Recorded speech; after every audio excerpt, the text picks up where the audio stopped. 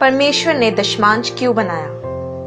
दशमांश का परमेश्वर को पैसे देने से कोई संबंध नहीं है। परमेश्वर को आपसे कुछ नहीं चाहिए। आप परमेश्वर को कुछ दे भी नहीं सकते। धरती पर जो कुछ भी है पहले से ही परमेश्वर का है। परमेश्वर को हमसे कुछ नहीं चाहिए। पर जब परमेश्वर ने कुछ निर्धारित किया तो वो इसलिए नहीं कि वो उसे चाहिए। दशमांश और दान इंसानों के लिए परमेश्वर का मैनेजमेंट ट्रेनिंग प्रोग्राम है। परमेश्वर को हमसे एक पैसा भी नहीं चाहिए, पर फिर भी उसने कहा कि हर चीज का 10वां हिस्सा मेरा है।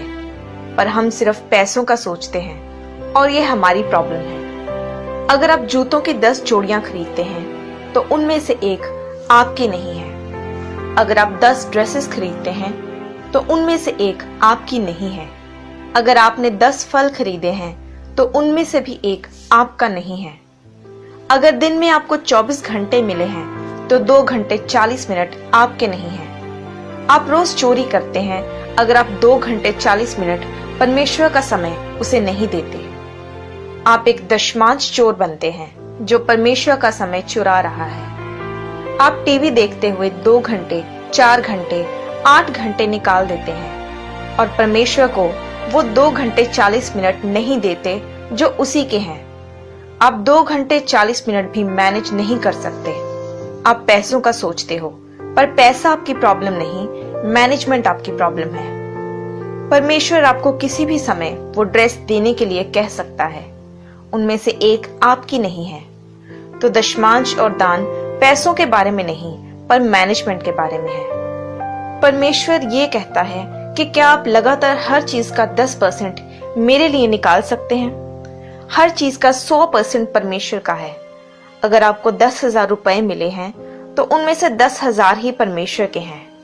परमेश्वर ने आपको 10% निकालने को कहा और आपके पास बचे 90%, पर वो सब 100% परमेश्वर के ही हैं। तो फिर अगर वो 10,000 परमेश्वर के ही हैं, तो वह क्यों आपको 10% निकालने को कहता है? ये बात उस 1,000 रुपए की नहीं है जो आप निकालेंगे, पर आपकी उन पैसों को निकालने की काबिलियत के बारे में है। आपकी मर्जी, आपके कंट्रोल, आपके उस पैसों को निकालने के डिसिप्लिन के बारे में है। वे आपके डिसिप्लिन के पीछे है। अगर आप वे 10% अच्छी तरह से मैनेज कर रहे हैं तो वह आप पर बाकी के 90% के लिए भी खुशी से भरोसा करता है।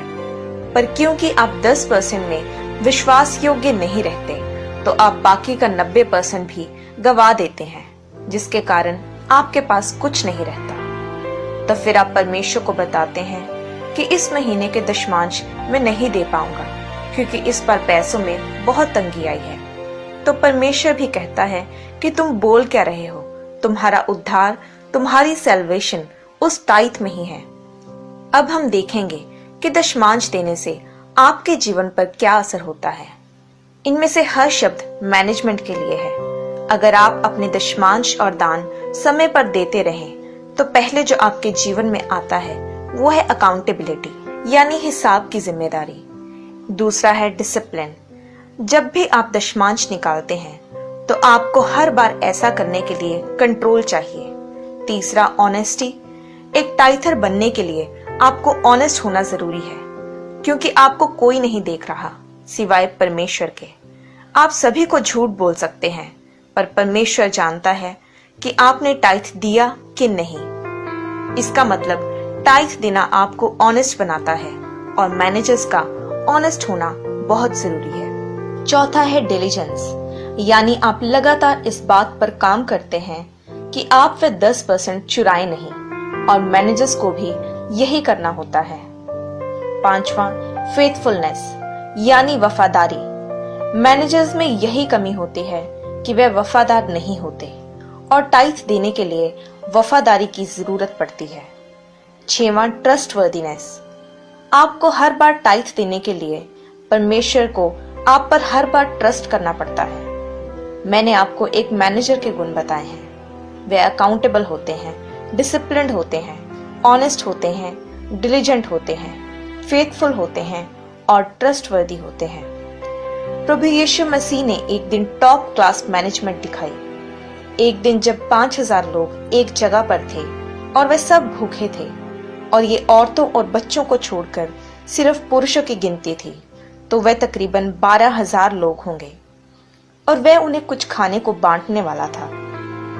मरकुस 6:40 में लिखा कि वे 100 और 50 की टोलियों में बैठ गए, यानी कि ये एडमिनिस्ट्रेशन थी, यानी प्रबंध करना।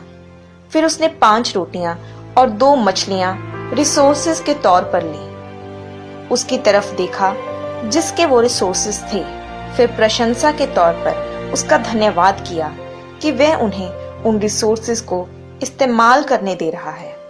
इसका मतलब कि वह चीजें आपकी नहीं हैं, पर वह किसी और की अमानत है। फिर उसने वह अपने चेलों को दी कि वह आगे लोगों को दे, यानी डेलीगेशन, यानी काम सौंपना। लोगों ने वह खाया और वह सब खाकर तृप्त हो गए। ये कस्टमर सर्विस थी और लिखा है कि चेलों ने हर टुकड़ा उठाया। आप ये इमेजिन करें कि 12,000 जन एक खुली जगह पर हैं और रोटियां और मछलियां तोड़ रहे हैं, तो आपको वहां रोटियों के टुकड़े और मछलियों की हड्डियां कैसे इकट्ठी करनी है जो वहां घास में गिरी होंगी। यूहन्ना 6:12 में उसने कहा कि बचे हुए टुकड़े इकट्ठे करके ले आओ कि कुछ भी वेस्ट ना किया जाए।